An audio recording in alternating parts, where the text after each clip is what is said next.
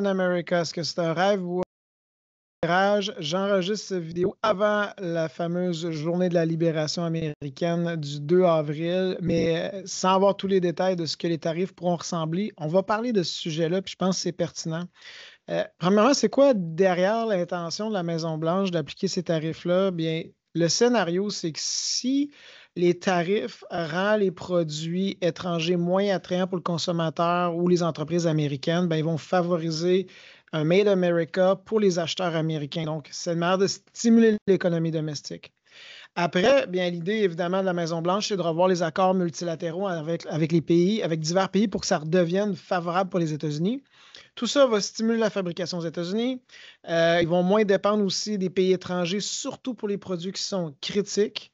Et ces tarifs-là vont permettre d'aller récolter de l'argent pour remplir le trésor, pour payer la dette nationale et garder quand même un certain équilibre budgétaire qui permettrait en même temps de réduire les impôts pour les particuliers et peut-être même pour les entreprises. Donc ça, c'est le scénario qui est visé vers cette stratégie-là. Puis, si on considérait que ce scénario-là se matérialise, puis là, j'ouvre une parenthèse. Si je ne dis pas que ce scénario-là va arriver, mais il ne faut pas non plus aller dans l'extrême puis dire que cette politique-là ne pourrait pas se matérialiser dans une certaine forme et avantager dans une certaine forme les États-Unis. Puis j'en parle, c'est pas que je promouvois ces idées-là, c'est juste que je vais donner un exemple. La période du COVID. Quand le COVID est arrivé, puis on a eu une pause sanitaire, puis on a vu des interventions du gouvernement, vous en rappelez, on demandait à la communauté d'investisseurs, qu'est-ce qui va se passer? Est-ce que l'économie va rebondir avec un grand V? Est-ce que ça va être une économie anémique qui fait un L? Est-ce qu'on va se promener en dents de scie, puis on appelait ça un rebond, une reprise en W? Ou ça va être graduel, puis ultimement, dans quelques années, ça va redécoller de manière plus solide, comme le logo de Nike? Il n'y a personne que je connais dans les analystes, les experts, les prévisionnistes qui ont proposé le scénario le plus audacieux, celui du retour avec un grand V. C'est ça qui est arrivé à cette époque-là.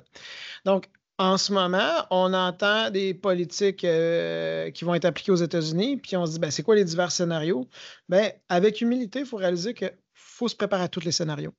Et si finalement ce scénario-là que la Maison-Blanche propose se matérialise, comment faudrait investir dans ce scénario-là? Bien évidemment, dans ce scénario-là, tout ce qui est consommation discrétionnaire va être favorisé parce que tu as un Américain qui paye moins d'impôts, qui a des meilleurs emplois, bien, ils vont consommer. Le secteur industriel, ça va les stimuler avec la fabrication locale. Secteur énergétique, les matériaux de base vont avoir besoin de ressources naturelles. Les banques vont prêter davantage et les entreprises les plus favorisées avec cette croissance-là domestique, c'est les petites capitalisations. Donc, un pourcentage de probabilité sur ce scénario-là, c'est ce qu'il devrait faire. Puis ça, c'est le scénario que je dirais Cendrillon. L'enjeu qu'il y a avec ça, c'est que ce scénario-là de stimuli industriels, ça a déjà été essayé à divers degrés à l'étranger. Donc, je donne juste l'exemple de la Chine qui, jusque dans les années 70, a vécu une période au-dessus de 100 ans de pauvreté extrême, puis elle s'en est sortie avec le manufacturier.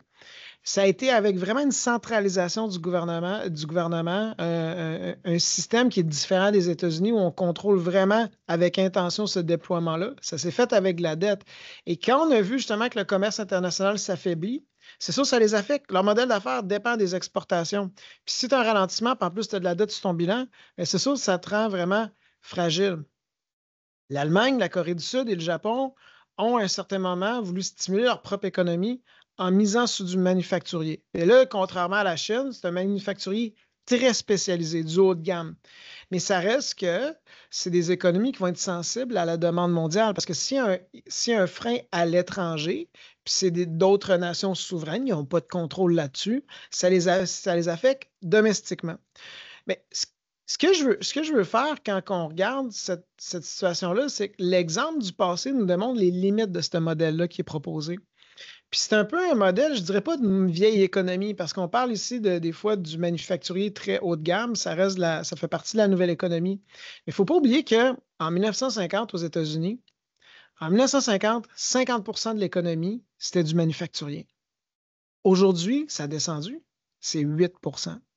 Donc, disons que l'économie, le secteur manufacturier serait stimulé de 25% de croissance. Bien, ça t'amènerait l'impact que ça a sur l'économie américaine de 8 à 10 C'est pas marginal, mais c'est pas aussi important. Donc, quand on mise sur stimuler l'économie au niveau manufacturier, il faut se rappeler qu'on n'est pas la même économie aujourd'hui qu'on avait il y a 30-40 ans.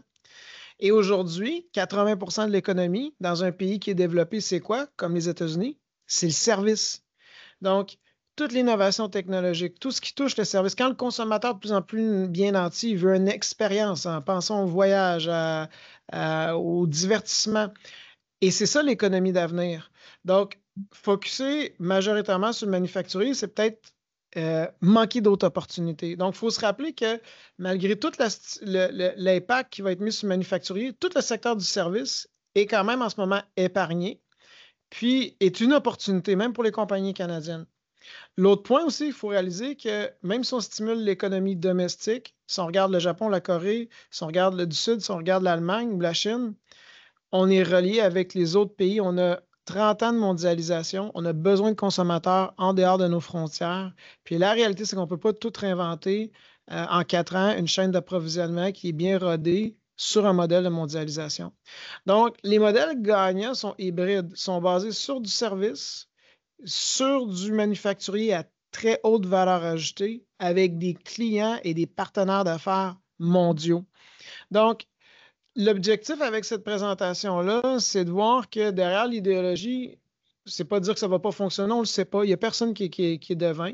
Dans notre stratégie d'investissement, il faut regarder est-ce qu'il y a des opportunités si cette stratégie-là fonctionnerait à la Maison-Blanche, comment je peux me positionner, puis je donne une probabilité pas de 0 ni de 100 je me situe où là-dessus.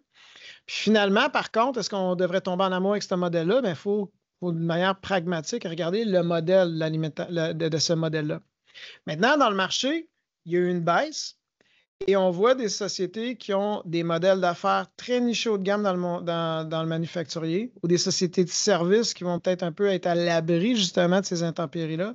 Puis c'est là qu'on peut être proactif en tant qu'investisseur pour dire c'est quoi l'économie de demain, comment je la définis de manière pragmatique, puis comment moi je vais y participer avec mes investissements boursiers. Je vous remercie.